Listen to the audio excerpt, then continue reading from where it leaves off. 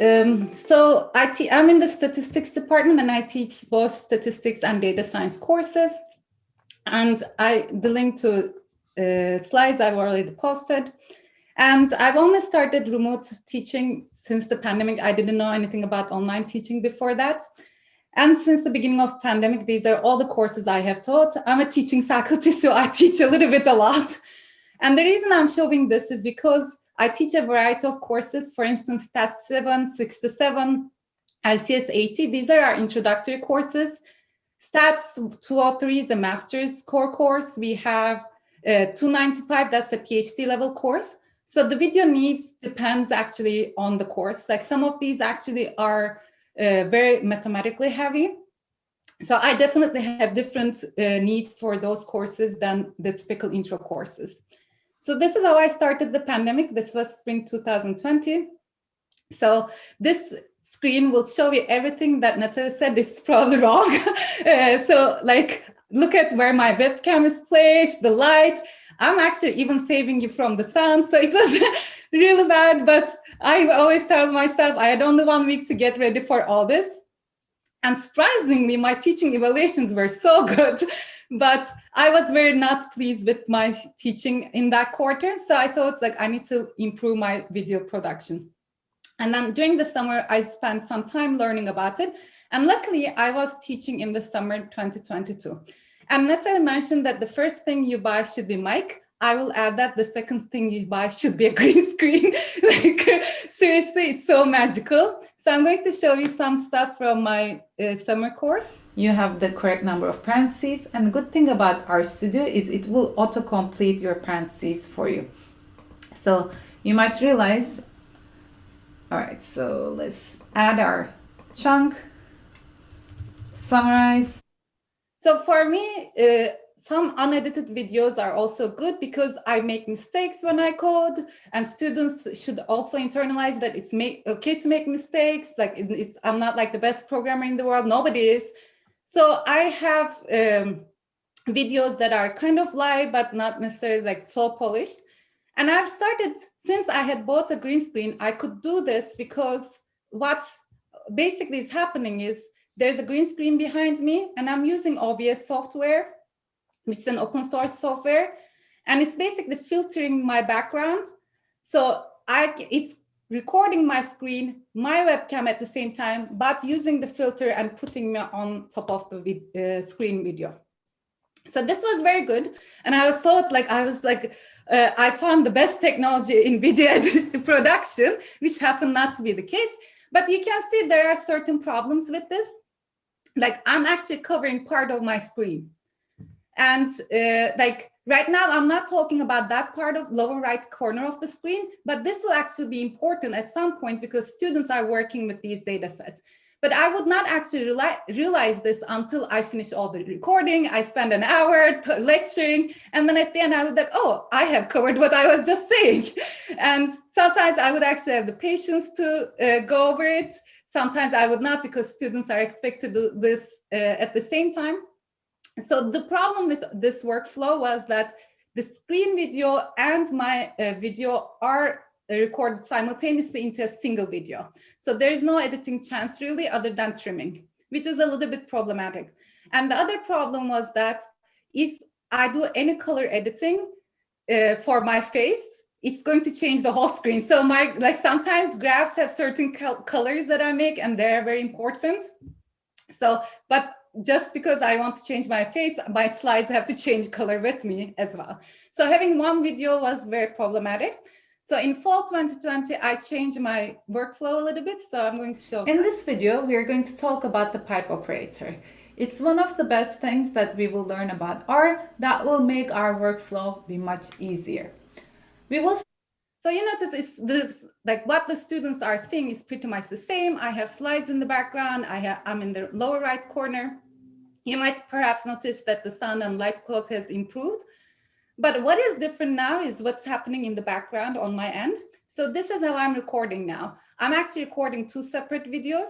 One of them is me in front of the green screen. And I wanted to show the back, like the bad parts of it, untrimmed, everything, so that you would get an idea.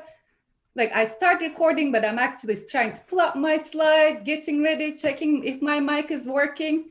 And the good thing about this workflow is because I'm going to separate two videos, if one of the mics is not working, the other one is for sure working. And you need to have two mics to have this workflow. So I haven't even started, but this has started. In this video, we are going to talk about, okay, so I'll now switch to the second video that is being recorded at the same time. This is the one actually recording my screen. You might even realize that it's not really a perfect screen recording. I have other things, but I'm going to edit them out. Like I should have probably moved this slides right in the middle, but that's fine. I have full control over it in my editing. In this video, we are going to talk about the pipe operator. It's one of the best. So you get the idea. This workflow is much better for me because I can control two separate videos completely. And I wanted to tell a little bit about for me, the videos have not always been about the software, but also about hardware too. So I really needed something like, so for instance, if I want my students to focus on specific part of the code that I'm talking about, I can definitely edit, focus there. This is what I'm talking about, but that would require a lot of editing time. And I produce videos for 2 classes every week, and that's a lot of production time. So I'm going to show you my hardware.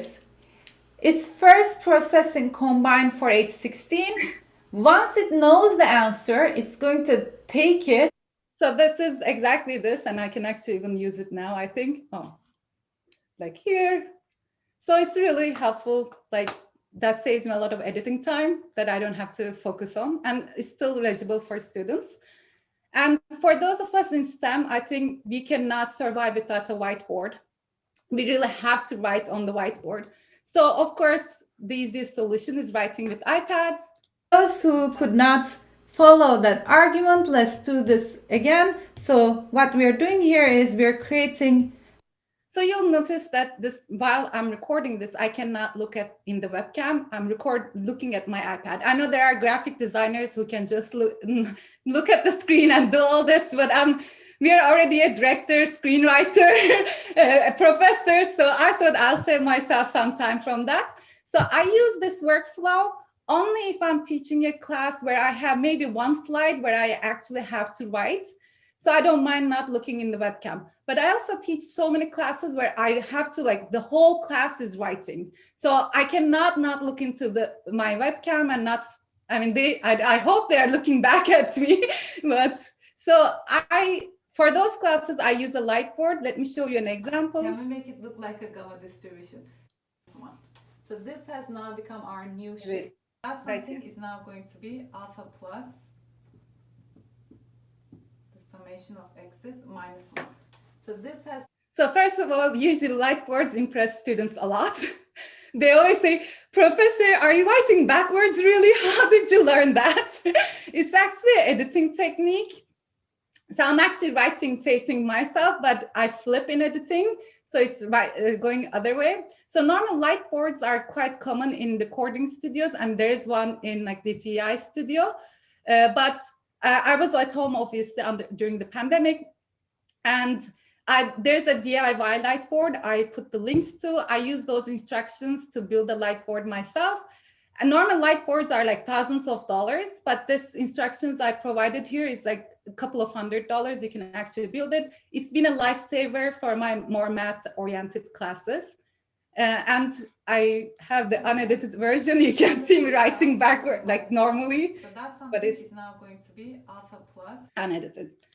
And all my course videos are actually, obviously I cannot show you too much, but they're all accessible to all of you here. I have many course websites that you can check the videos for if you're interested in.